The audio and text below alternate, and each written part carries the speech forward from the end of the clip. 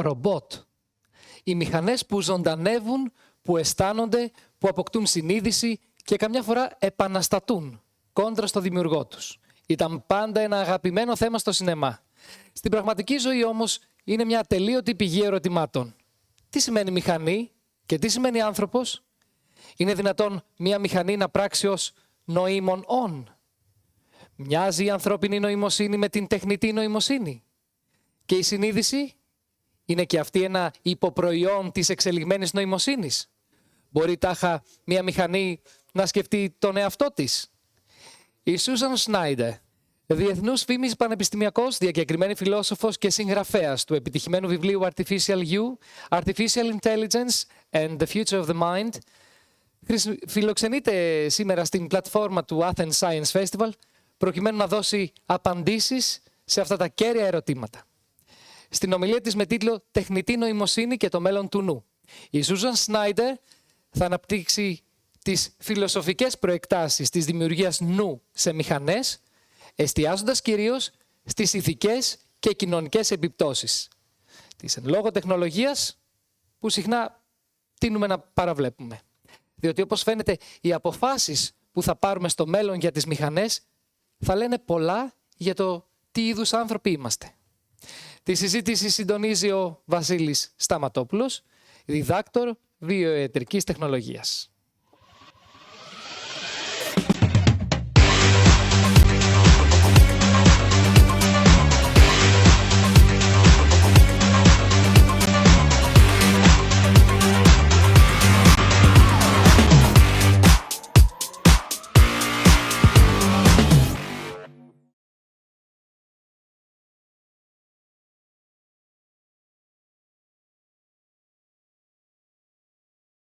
Ο Σνάιντερ ολοκλήρωσε πρόσφατα ένα διετές πρόγραμμα με την NASA για το μέλλον της νοημοσύνης και συνεργάζεται με το Κογκρέσο για την πολιτική τεχνητής νοημοσύνης.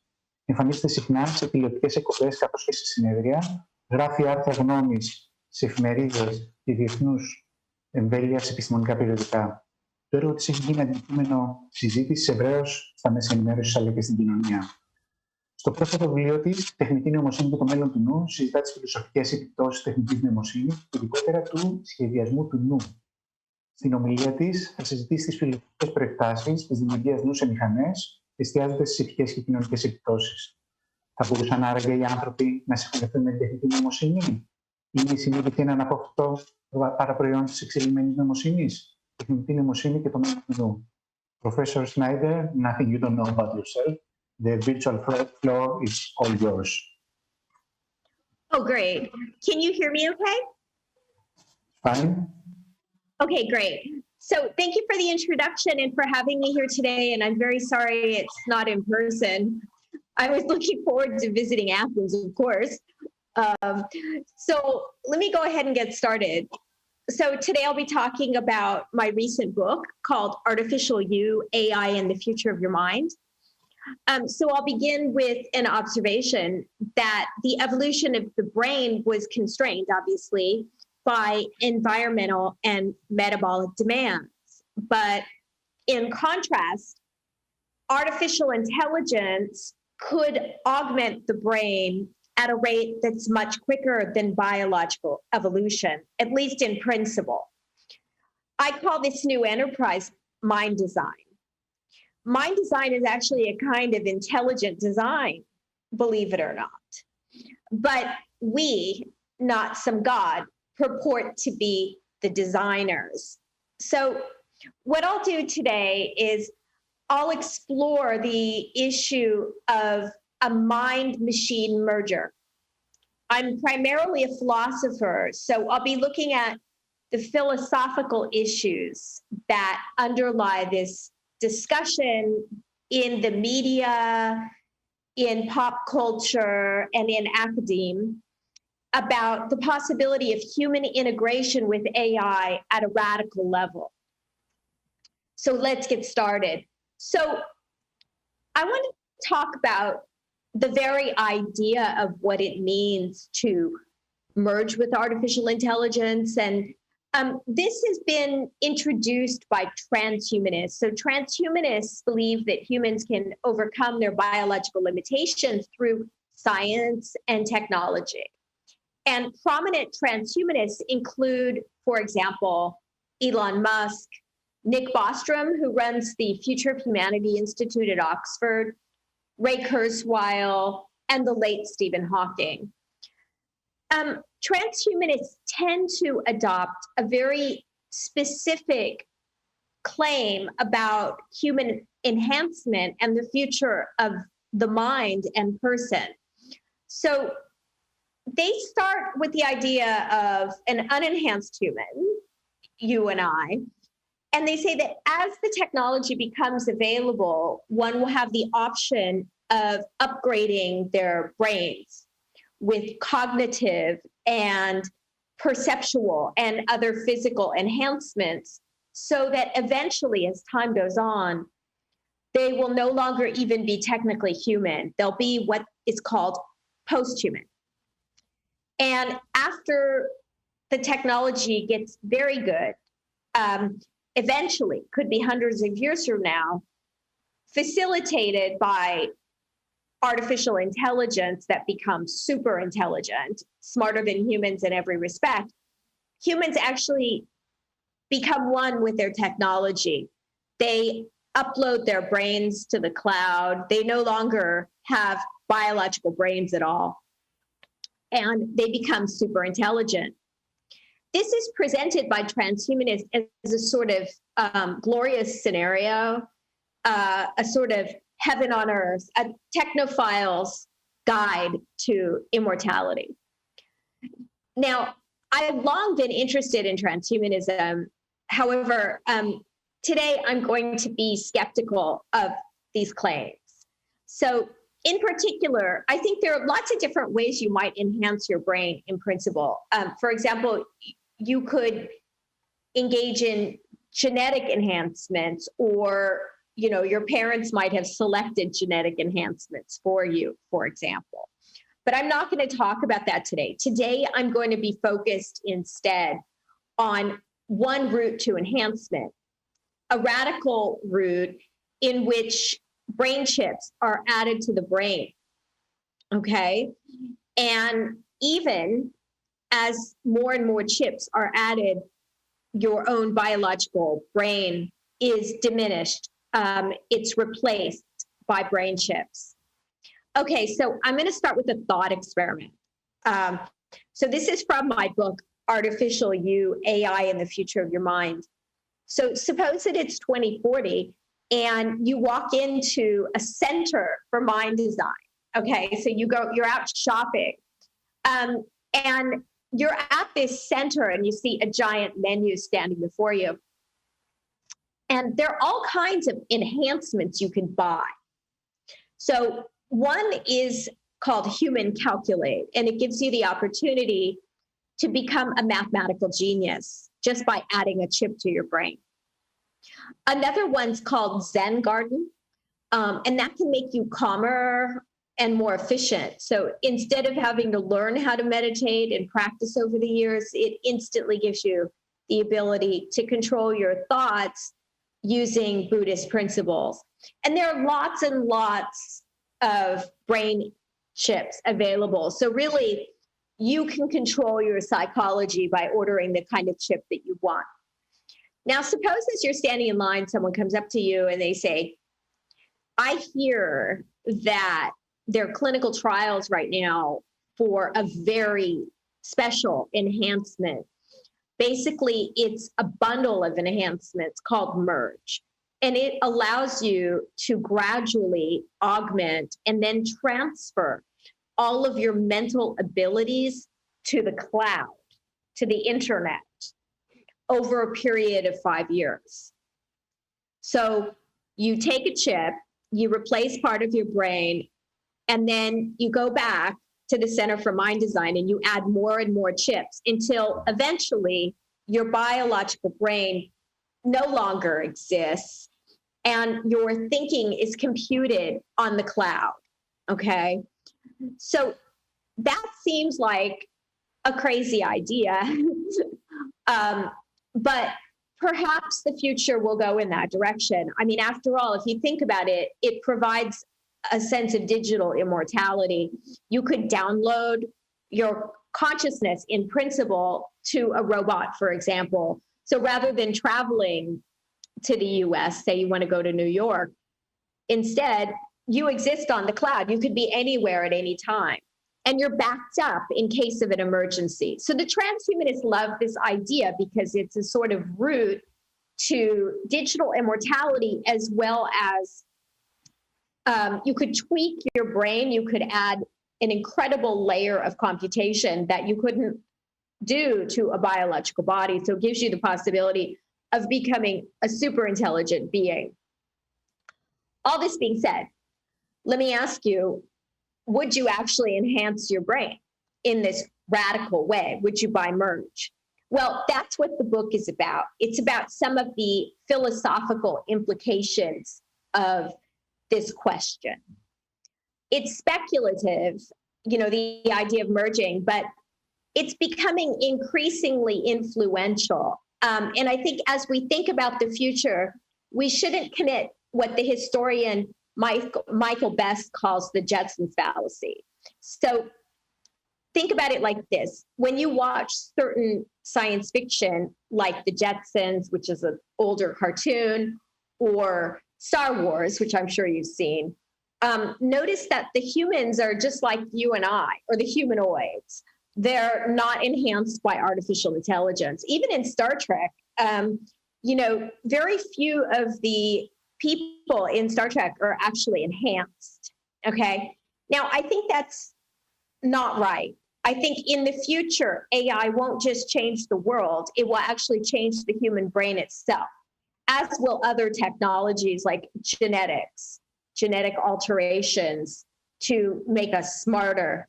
And I think this obviously requires a good deal of reflection from the standpoint of ethics, as well as the standpoint of the larger area of philosophy. So let me just describe to you some existing technologies. So recently, Elon Musk opened a company designed to merge humans with AI called Neuralink. And he has an implantable chip already in non-human animals. So you can see a YouTube video of a pig using the chip. And I believe there are great apes now that have the chip as well. But he doesn't have a video yet of that on the web. There's a lot of current work, like, for example, the US military has been working on this technology. And there's something called an artificial hippocampus, which is designed to help people. It's very important, very, you know, people who can't lay down new memories. So the hippocampus is part of the brain that allows you to put new memories in long-term storage. So it's absolutely essential to your mental functioning. And Ted Berger has developed a chip designed to help people to have their ability back to lay down new memory. Okay, so I think that all of this is very important. I think that the use of brain chips as therapies is important. And I also think it's important that people have options in the future to even have radical longevity and become smarter. But I have been concerned that this utopian vision needs to be thought through. For example, it's not at all clear to me that we can augment our brains in these radical ways. So, for instance, in a recent New York Times article, I proposed what are called design ceilings, limits on human intelligence enhancement that aren't imposed by evolution or even by neurotechnology alone. They're actually philosophical in nature. Now, of course, neurotechnology will pose limits. There will be limits in medicine to enhancing brains as well. But I'm talking about philosophical issues. I'm a philosopher, and I think people haven't really thought through the underlying philosophical issues. So first of all, I suggest there may be something called a consciousness ceiling, which arises if microchips fail to underlie conscious experience. And second of all, I suggest what's called a self-sealing. That's a point beyond which the person who attempts to enhance is actually no longer the same individual they were before, because the procedure actually stops them from existing. It's pretty awful. So I'll just quickly talk about these, and then I'll sum up because we don't have very much time. So consciousness is the following. So, it's the felt quality of experience. It's what it's like to be you. So when you see the rich hues of a sunset, or you're smelling your morning coffee or tasting a glass of wine, it feels like something from the inside. And nobody else can jump in your head and feel what it's like to be you. Consciousness is something special to each person. Consciousness then is the felt quality of experience. Now, Richard Dawkins recently said that it's not obvious to me that a replacement of our species by our own technological creations would be a bad thing. But in response to Dawkins, if non-conscious machines supplant biological intelligence, then that technological singularity would actually be awful. It would be awful to see humans merge with artificial intelligence, because if machines can't be conscious, then it would be the end of consciousness, at least with humans. So this leads me to pose a consciousness ceiling. So suppose you're at the Center for Mind Design and you buy Merge, that chip that allows you to remove parts of your brain and transfer your consciousness to the cloud. Well, in Artificial You, I raise a lot of problems with the idea of doing this.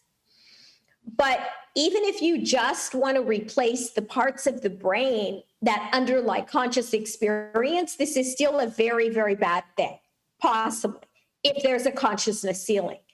Because if AI is not conscious, merging is bad. It's very bad, because if microchips are the wrong stuff to underlie conscious experience, then you can't merge with AI. If you try, you lose consciousness. So it wouldn't feel like anything to be you anymore. You would basically be a non-conscious machine. So that's a ceiling or wall that stops humans from enhancing with machines. So what I propose is that we need to investigate whether such a wall exists and how to get around it, if it can be got around, so that we understand how intelligent humans could be using artificial intelligence technology. There are responses to this, but I'm not going to go into them today. What I'm going to do instead is I'm going to mention quickly the self-sealing. So the self-sealing idea is different than the consciousness sealing. So the self-sealing is very simple, but it's very difficult. It's a point beyond which the person who attempts to enhance their brain is no longer the same person they were before, because the person changed too much too quickly, and they're no longer themselves anymore. And I think this idea has been around for some time. I mean, philosophers have talked about it, but I don't have time to go into this, but I'll give you an example. Suppose you lose all of your memories overnight because you have a radical brain injury, and at the same time, you become a savant and you have all kinds of new skills, so that all of a sudden you were never, say, fascinated by physics, but you become fascinated by physics, and all of your old interests you're not interested in anymore, and you don't remember your life. are you the same person you were in a deep sense? Or did you die when you had that injury? And did someone else get created? Well, these are the kinds of issues I'll be addressing in my next book. And, you know, they're also the kind of issues that I addressed in Artificial You, because I think that each of us needs to reflect on this. If we do want to have brain enhancements, we need to be able to answer the question, when am I no longer me? And that's not something that people like Elon Musk have been thinking about when they're advocating a future in which humans merge with artificial intelligence. Okay, so there are different theories in philosophy of the nature of the self or person that I think illuminate the issue, but I don't think there will ever be a definitive answer about whether there is a self-ceiling. So let me just close with a sort of observation about what all of this means. Okay, when you're looking to the future of the mind, remember that what we can do with our technology is not the same as what we should do with our technology. So even if you could go to a Center for Mind Design and buy all kinds of brain enhancements, you have to also ask whether you should do it. And as a society, we should think about human flourishing, not just science, but human flourishing. And we also need to think about sharpening our conception of what science really can achieve. Because it's not at all clear scientifically whether we can replace parts of the brain that underlie conscious experience. And it's not at all clear from an ethical standpoint whether we should change our brain function in radical ways. And I mean that as a person who loves the idea of becoming smarter or living longer, I mean, I consider myself a transhumanist. I'm not clear on whether a human brain can be augmented or should be augmented in the ways that the transhumanists envision. So we have to proceed carefully. Furthermore, I think the issues raised today and the kind of issues I raised in my book, they don't just involve the humans that we're thinking of, the future humans, or if you're young, you know, your brain. I think the issues actually involve the entire universe.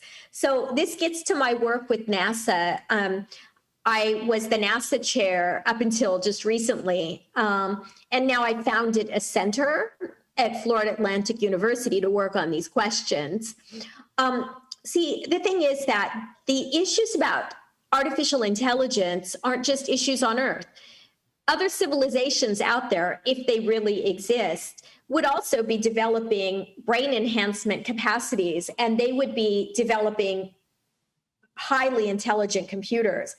Now, just looking at the facts, what astrobiologists believe to be the case right now, that is, they will tell you that Earth is a very young planet, and that the next civilization that, you know, is out there closest to us spatially could be 50,000 years older than us. So if we're talking about being a young planet, it's interesting to ask what happened on those other planets that have life, that were technological. They might have already augmented their brains using artificial intelligence or genetic enhancements or nanotechnology and whatnot. So they could be super intelligent. And so the issues of the design ceilings, what we can and can't do and what we should or shouldn't do with our technology, speak not just to the evolution of intelligence on Earth, they speak to the evolution of intelligence throughout the universe. Intelligence could be the kind of thing that at a certain point becomes post-biological, and is instantiated instead by artificial intelligence. And so there are questions there about consciousness and whether these creatures should enhance that illuminate our thinking about the universe. Okay, so thank you for listening. Thank you so much. It's amazing stuff, really. To be honest, we may need some brain enhancement to be able to digest all your concepts and ideas. Anyway, so I will give the audience some time to send us some questions. I have a few questions myself. So, how has the pandemic affected your views and theories? Are you, let's say, and you and the public more open to less careful experimentation with artificial intelligence in case of extreme conditions like the one we live today? Are you more open to ideas such as what if we could somehow enhance the intelligence of researchers working on COVID vaccines and therapies?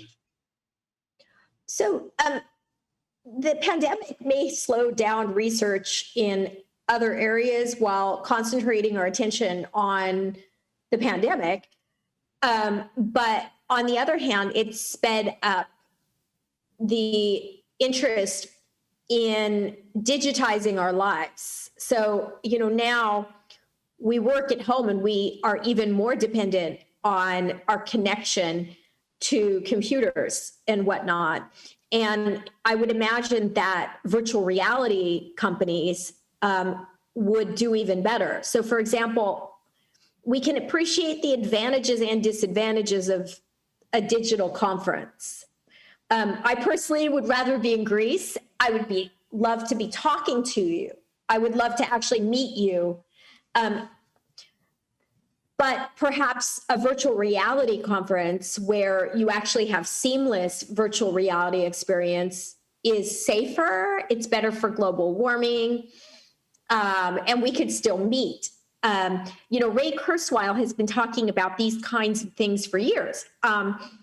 There's a convenience. And so that adds a layer of dependence on technology. I mean, now my workplace becomes a virtual workplace. So any way that one can be wired in, hooked in seamlessly to artificial intelligence becomes pressing. And of course, AIs can't catch viruses. Not those kind, not coronaviruses. They can get computer viruses. But in a way, businesses might be looking to move forward with these kinds of technologies while at the same time moving away from an in-person model, because who knows, another virus could come along. Okay, great. So about the dystopian future, the experiment you described in your book, as far as I see, already exists in some way even today. We have not merged with AI as individuals. However, in social media, we spend more and more time. And there is a mixture of artificial intelligence, some algorithms, that regulate how we communicate with each other, with real intelligence and consciousness. So there is this environment of people, machines interacting and not really knowing what exactly happens. So there is some collective, I would say, consciousness that is being affected by artificial intelligence. Do we face a future of artificial intelligence merging in our lives in this model that Facebook, let's say, is following today? Let's say a dopamine-driven persuasion, privacy issues, problems with free will. It's not very optimistic the way it looks right now. Good point. I think today's issues, if they're not dealt with adequately, could become catastrophic tomorrow. So the situation right now with social media, for example, and surveillance capitalism worries me deeply. So for example, just to share the slides with you for today's conference, I had to give Zoom access to record anything going on my computer. That is unconscionable. And it's very typical. And so these companies get money by just taking our data, and it's really a bad business model from the perspective of the future of humanity. So today it involves my computer data, my personal information. Tomorrow it involves my thoughts. Tomorrow, in the future, whether it be 100 years or 10 years, there could be a thought data economy. You see? So if I wire up using biometric devices, even wearable technology, some of my brain states can be detected. So Facebook already has a device. It's almost ready to be rolled out. It's a wristband developed by neuroscientists from Columbia University.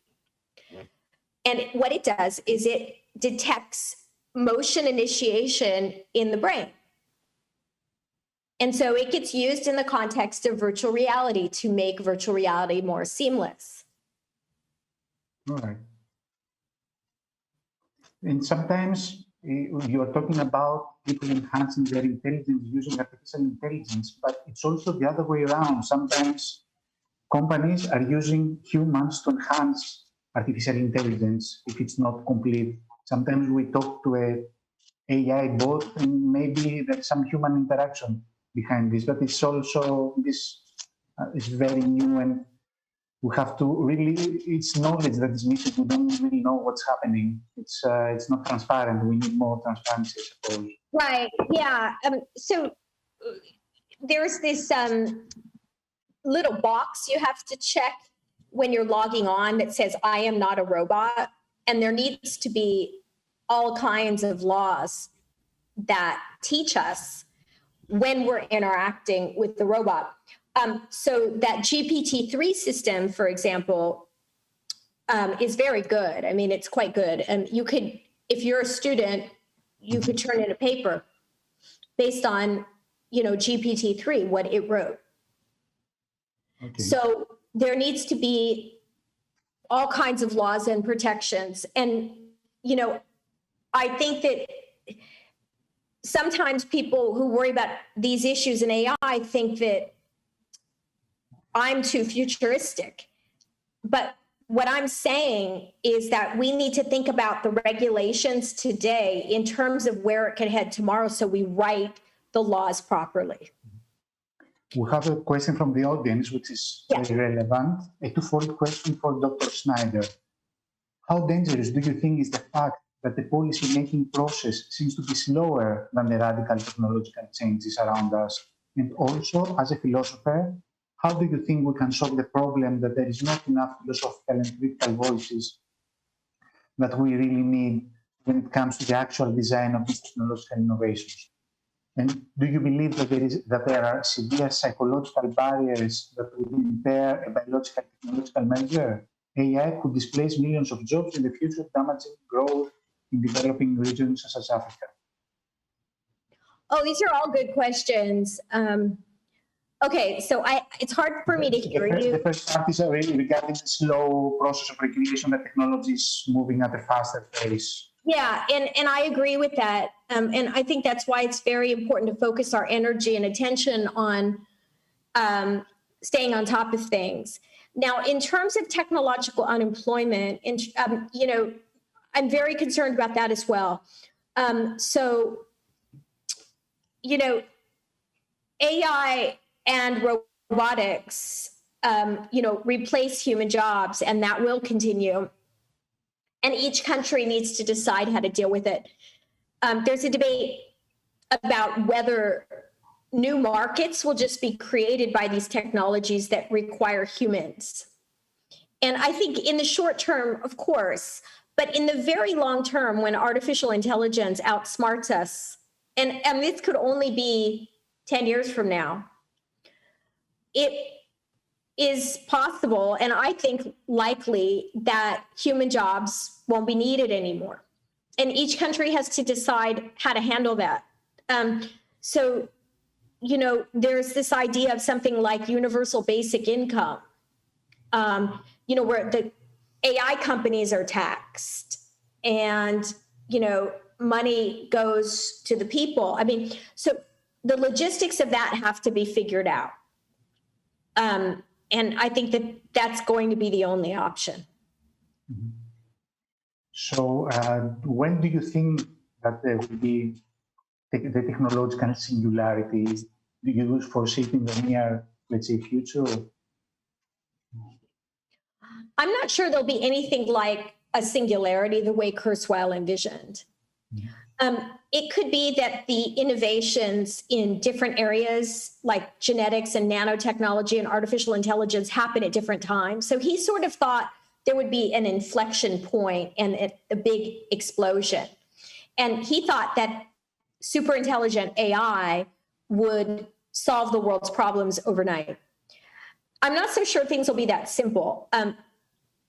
I think instead there'll be technological unemployment created by savant systems. I call them savant systems. Systems that are smarter than us in all sorts of ways, but have strange deficits as well. And there'll be a plurality of different kinds of AI. So it won't just be a single super intelligent AI. So, that's something I think about. I also think that there could be something like a global Google brain. And I don't know that in that case, there would be anything like a singularity that benefits humans. It could become a dystopia if we're not careful. However, there is this question that if there are some people volunteer, let's say, to play this kind of game, do we let them and learn from their mistakes, or we just forbid them, just put it out of the question? Somebody wants to upload their brain on the cloud, even though, there are risks. Well, I think people have a right to enhance their intelligence. What I worry about is public misunderstanding. So if people believe that they can survive, or if people believe that, maybe they don't care about survival, but they want a super intelligence to be based on their brains. I mean, there are all kinds of reasons people may opt for this. And I would never legislate that away and ban these kinds of technologies. I do think, however, that uploading is far, far into the future. I'm more concerned with the use of brain implant technologies on a more limited scale within 30 years. So a world like Elon Musk envisions where people have certain augmentations. He says it would be as common as LASIK, which is the eye surgery that people get, which I had, to see sharper. Yeah. So, I love the possibility of brain augmentation. I just want it to be safe. All right. I don't think we'll be able to simulate consciousness very easily. Mm-hmm. It'll be later in the future. First, we'll have artificial intelligence that is human level, that's smart and is able to outmode us in the workplace. All right. One more question from the audience.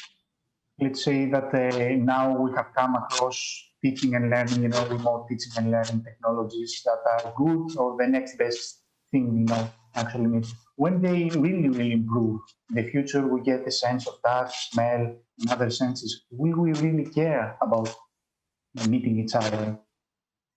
Oh, yeah, that would be sad, wouldn't it? I mean, yeah. I think that the worst thing about the pandemic is how we can't gather and, how lonely people get. It's been really, really sad, especially older people who need to see their grandchildren. And we don't want a dehumanized future. We want to move beyond that. And I think people understand that. If anything, the pandemic has taught us how important human connection is. Okay. So another question from the audience. Do you believe in the future AI will be the cause of human extinction? it's Elon Musk and Bill Gates. They see AI as a good thing, but also as a really, really serious threat. What's your opinion on that? Well, I think both of these people are very, very well-meaning.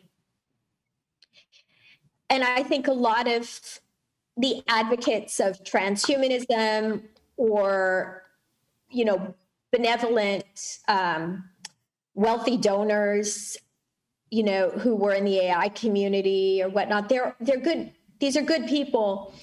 I think that they'll be inclined to try to facilitate universal basic income and to do it right. What I'm more worried about are corporate interests. So what we see with Google and Facebook it's not a very good thing. Okay. One of my questions right now, it's John Calkin in 1967 said, "We shape our tools and thereafter our tools shape us." This is really, really true. A recent proof is how big data analytics is changing our lives. For a recent example is sport. Sport in the last 10 years has changed a lot because of data analytics, and people have actually started playing in a different way, guided by data and the analysis. Do you think that this will happen? The tool AI will change our life? Will we, let's say, behave differently, behave more like an AI bot in the future when we work, for example? I think so. I mean, I'm having trouble hearing you, but I think the answer to that one's yes. Okay. So, regarding the involvement of philosophers in technology, companies seem to be open to involve social scientists in products and service development. Do you think that this will also happen with philosophers? What would you advise a student that is right now deciding to study philosophy regarding future careers in the tech industry? Well, I think ethics is a very important issue, and getting trained, getting a PhD in philosophy so that you can think about the ethics of these emerging technologies is a booming area. You could advise think tanks, governments, companies. It's not just academe. So, there are lots of different paths for people who do ethics. And I also think it's very important to work in other fields of philosophy as well, such as metaphysics. Like a lot of the work I actually do is in the field of metaphysics and philosophy of mind, not just ethics. So the other thing, though, that's really important is if you're going into these areas, you have to interact with people in the technical fields, nanotechnology, genetics, whatever it is that you're interested in, and really understand the technology. Because, one of the real problems is people talking past each other and not really understanding what is even within the realm of possibility. Okay. So one more of my questions. People feel isolated and neglected from fast-paced technology development for various reasons. How do you think that wider public would get more involved? Could the science and technology become more democratic? Is this really about democracy? And is, just becoming democratic, is it good anyway? So what are the ethical and philosophical issues regarding this? What are the what? What was the last part of what you said? I'm sorry. Ethical and philosophical issues that arise with people, getting more involved. And is democracy really good? Is it up to the people to decide what goes forward and in what way? It should be. It should be. I mean, you should also pressure your government to have technology ethics on its agenda. Mm-hmm. And, the science media is very important.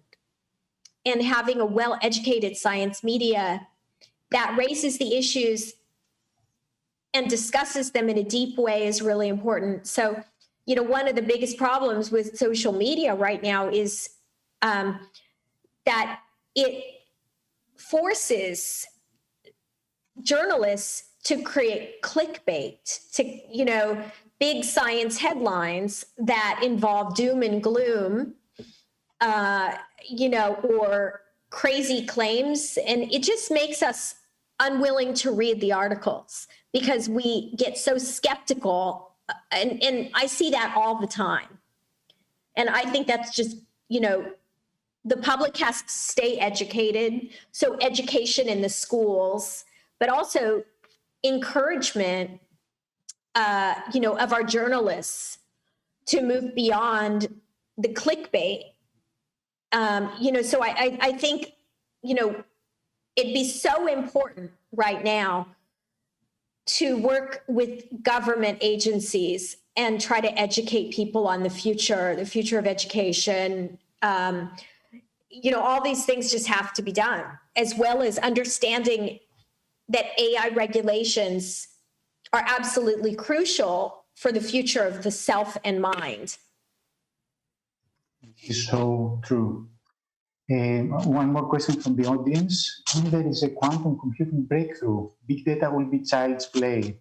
Do you think there is a danger regarding our personal information and our lives anyway? So you're asking me about the quantum computing's revolution, that we anticipate in the next 5, 10, 15 years? Well, so far it's been slow. I mean, the problem is the algorithms themselves. I mean, what can you run using a quantum computer? But, if we had usable quantum computation, it would be a game changer in the data encryption cybersecurity realm. And so different governments are eagerly, hoping to be, the country that has the quickest computer, the most powerful computer. And, if it started to enter our everyday lives, if different companies were able to compute solutions to very complex problems, that would be very useful for fields that study, for example, complex phenomena like global warming. Okay. So we talked so far regarding the public perception of ethical issues of research and innovation. How about researchers and your interaction with researchers? Do you believe that they are interested? Do they care? Or they just want to do their research? Well, it depends on person to person. I mean, people who work in artificial intelligence, can have very, very deep views about the future of humanity. I mean, the other day I watched an excellent documentary on social media on Netflix, actually. Was it called The Social Dilemma? I'm trying to remember what it was called, but it was. Yes. Oh, it's so good. I recommend it to everyone, because what they did was they looked at the evolution of surveillance capitalism, at places like Facebook and whatnot. And they interviewed some people who were there at the beginning and who profited tremendously.